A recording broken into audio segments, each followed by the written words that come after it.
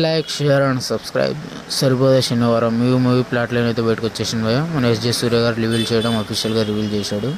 ఒక అబ్బాయి తనకి ఎప్పుడు కోపంగానే ఉంటుంది. ఆ కంట్రోల్ని కోపాన్ని మొత్తం కంట్రోల్ చేసుకొని జస్ట్ వన్ డే మాత్రం బయట పెట్టాలని వాళ్ళ మమ్మీ ప్రామిస్ తీసుకుంటుంది. అదేవిధంగా మన నాన్నగారు కూడా తన కోపాన్ని మొత్తం ఒక వీక్ మొత్తం కంట్రోల్ చేసుకొని జస్ట్ ఒక శనివారం మాత్రమే బయట పెడతాడు.